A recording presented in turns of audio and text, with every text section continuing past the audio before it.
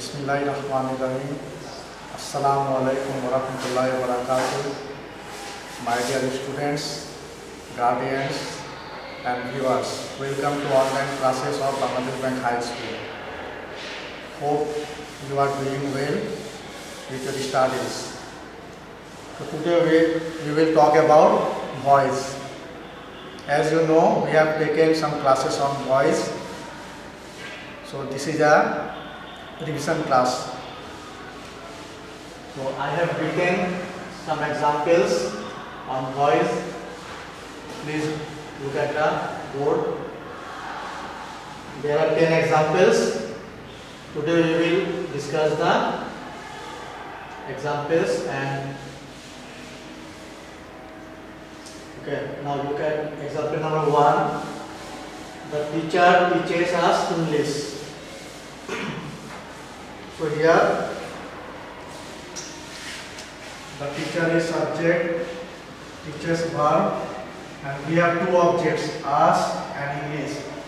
তোমরা জানো যে ভয়েস চেঞ্জ করতে হলে আমাদেরকে সাবজেক্ট, অবজেক্ট, টেন্স, পারসন এগুলোর ব্যাপারে খেয়াল রাখতে হয়।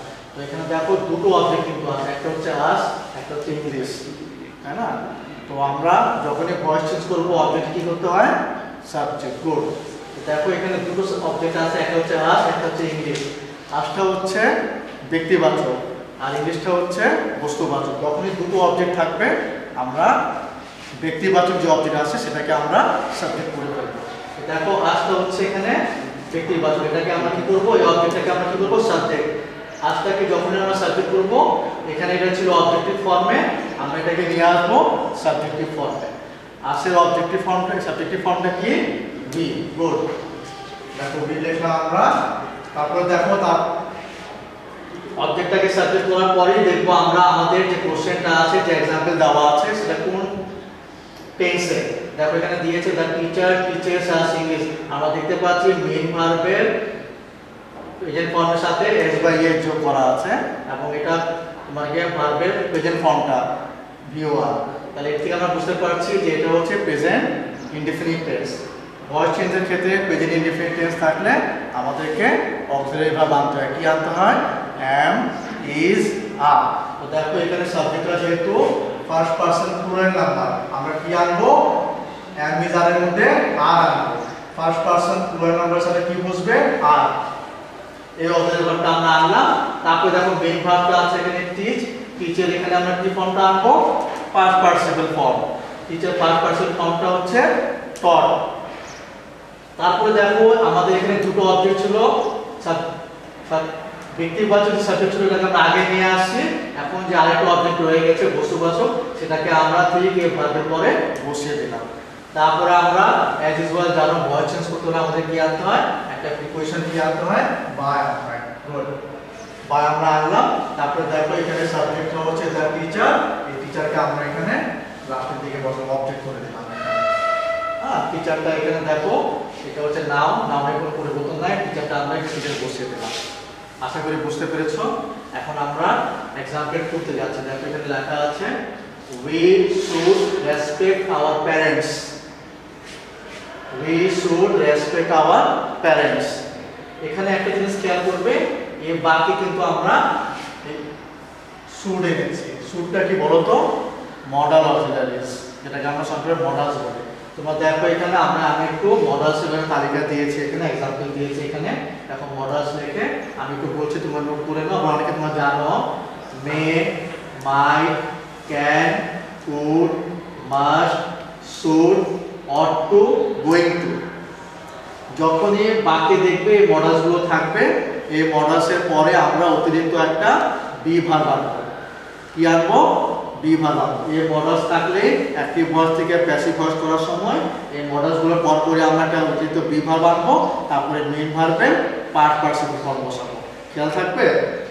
তাহলে আমরা দেখো, তাহলে যাই দিকে আমরা second एग्जांपल-এ we should respect our parents। দেখো এখানে বিটা হচ্ছে সাবজেক্ট, should হচ্ছে এখানে মডাল অক্সিলারি, রেসপেক্টটা হচ্ছে মেইন ভার্ব, our parents-টা হচ্ছে এখানে অবজেক্ট।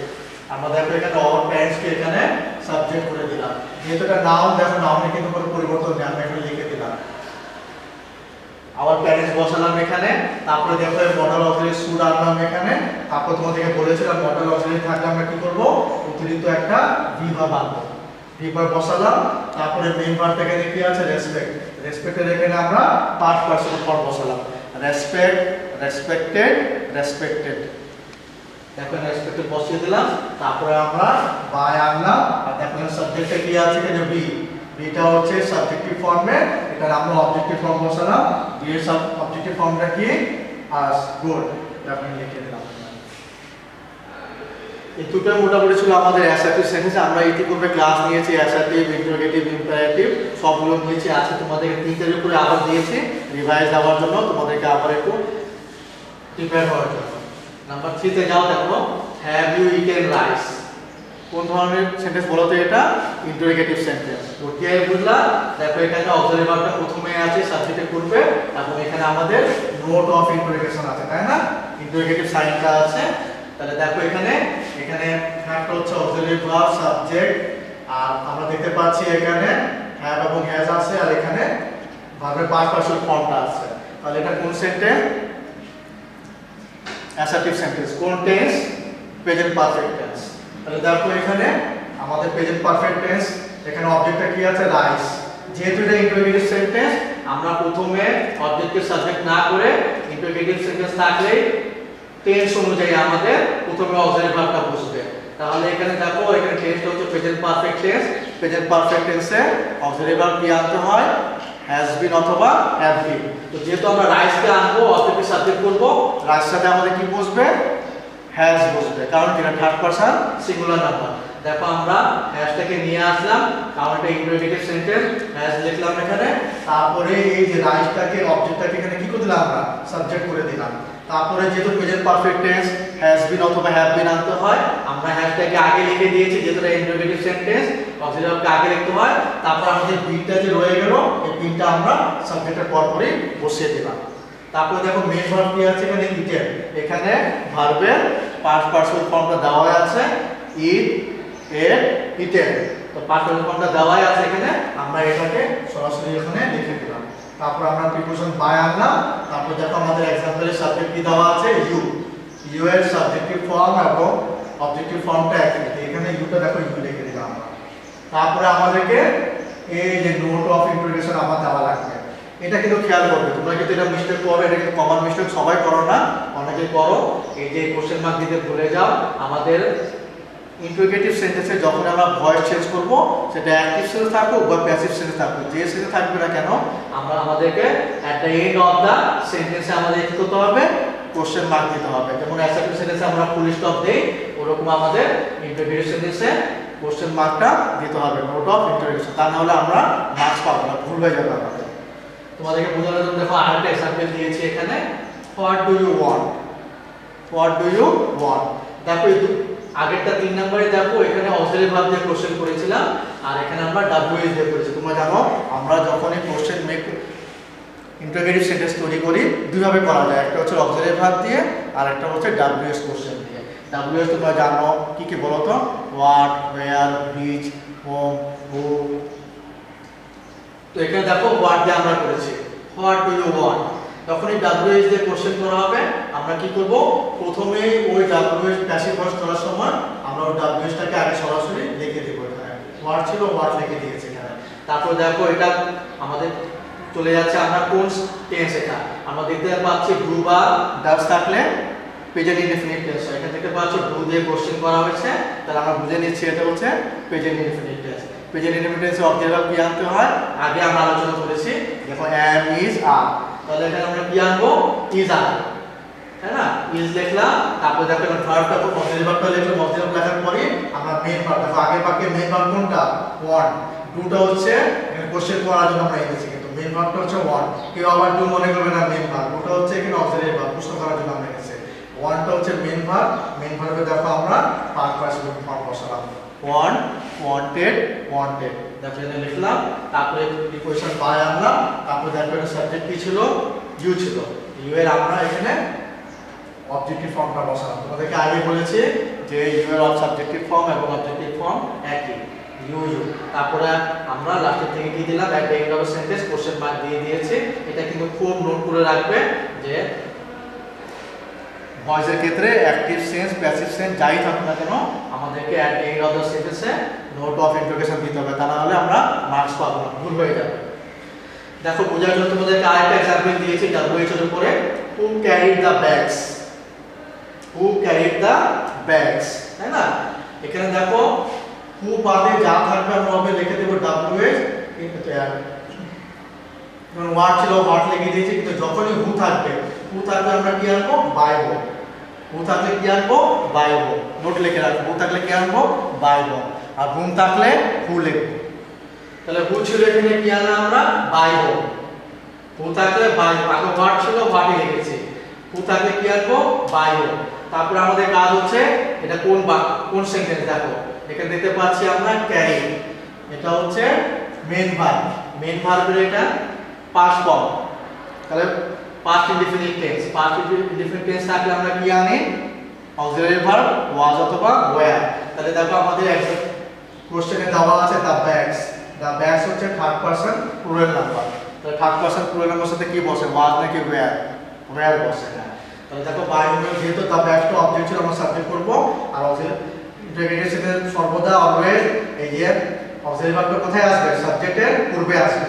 তাহলে দ্য ব্যাগসটা হচ্ছে থার্ড পারসন প্লুরাল নাম্বার, এর সাথে কি বসবে, ওয়্যার। তারপরে এই অবজেক্টটাকে আমরা এখানে সাবজেক্ট করলাম।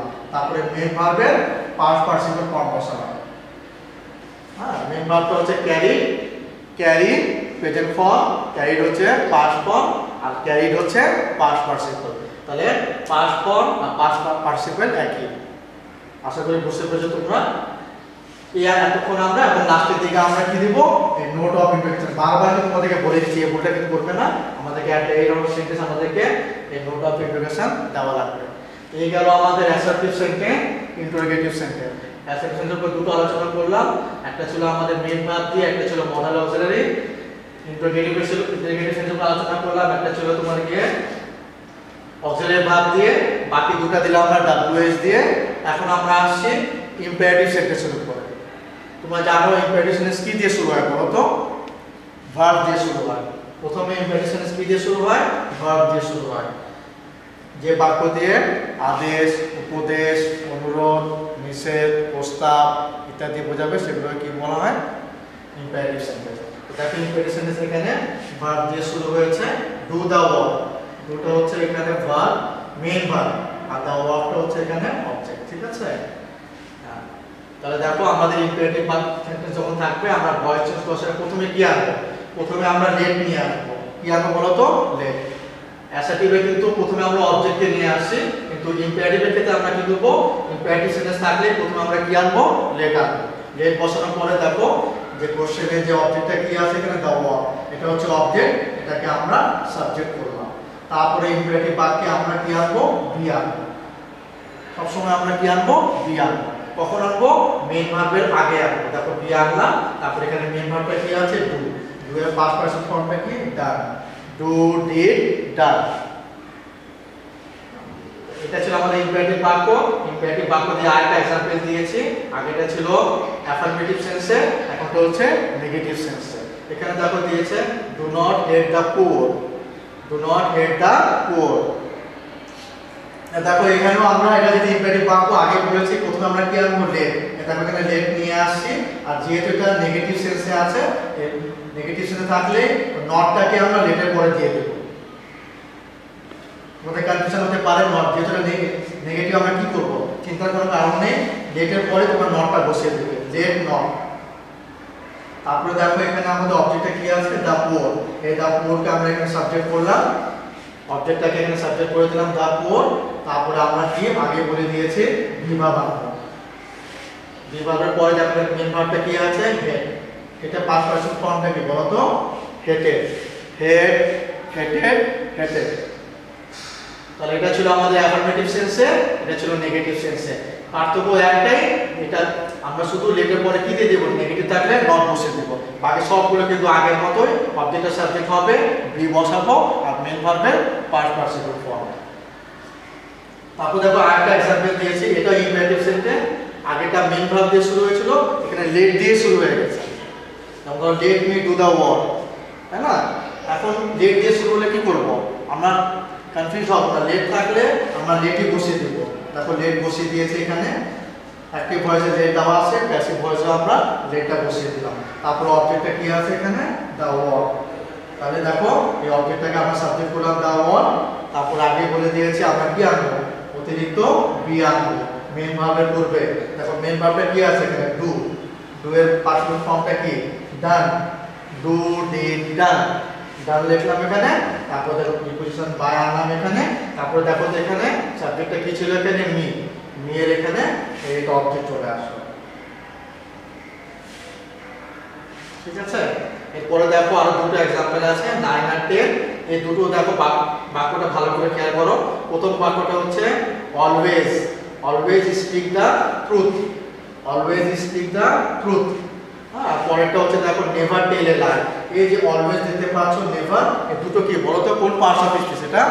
এটা হচ্ছে অ্যাডভার্ব, তাই না? এটা দেখো আবার অ্যাডভার্ব দিয়ে শুরু হয়েছে। তো আমরা সেই আগের মতোই প্রথমে কি নিয়ে আসলাম? লেট নিয়ে আসলাম। দেখো লেট আনলাম, ভেতরে ইম্পারেটিভ বাক্য, তারপরে এই যে অবজেক্টটা ট্রুথ আছে এখানে, এটাকে আমরা এখানে সাবজেক্ট করলাম।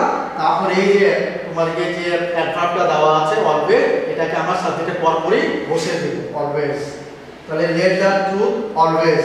তারপরে আমরা ওই যে ইম্পারেটিভ বাক্য বি আনতে হয়, বি আনলাম, তারপরে মেন ভার্বের পাস্ট পার্টিসিপল ফর্ম। মেন ভার্বটা কি আছে এখানে? স্পিক।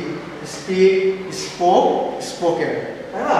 তাহলে তোমাদের এই যে ইম্পারেটিভ বাক্য যদি তোমার অ্যাডভার্ব দিয়ে শুরু হয়, কনফিউজ হওয়ার কিছু নেই, তোমরা সাবজেক্টের পরপরই এটাকে বসিয়ে দিবে, অলওয়েজ, নেভার এগুলো থাকবে। লাস্টের বাক্যটা দেখো, এটাও তোমাদের বোঝানোর জন্য দেখলে তোমাদের কনসেপ্টটা ক্লিয়ার হয়ে যাবে। দেখো নেভার টেল এ লাই, এটাও দেখো অ্যাডভার্ব দিয়ে শুরু হয়েছে, নেভার এটা হচ্ছে ভার্ব, এটা হচ্ছে অবজেক্ট। তাহলে আমরা লেট নিয়ে আসলাম প্রথমে, তারপর দেখো অবজেক্টটা কি আছে এখানে? এ লাই। এই লাইটা লিখলাম, তারপরে ওই যে নেভারটা যে রয়ে গেল, এই নেভারটাকে আমরা সাবজেক্টের পরপরই বসিয়ে দেব। নেভার অলওয়েজ থাকলে প্যাসিভ ভয়েস করার সময় সাবজেক্টের পরপরই বসিয়ে দেব। তারপরে এখানে দেখো অতিরিক্ত বি ভার্ব আনলাম, তারপরে মেন ভার্ব এখানে কি আছে? টেল। টেলের পাস্ট পারসন ফর্মটা কি? টোল। তাহলে কি দাঁড়ালো? প্রথমে লেট লিখলাম, তারপর অবজেক্টটাকে সাবজেক্ট করলাম, তারপরে এই যে অ্যাডভার্বটা যে রয়ে গেছিল নেভার, নেভারটাকে লিখলাম, তারপরে মেন ভার্বের পূর্বে বি বসালাম, আর মেন ভার্বটা হচ্ছে টেল। টেলের পাস্ট পারসন ফর্ম হচ্ছে tell, told, told. Past form, past person ফর্মটা একই।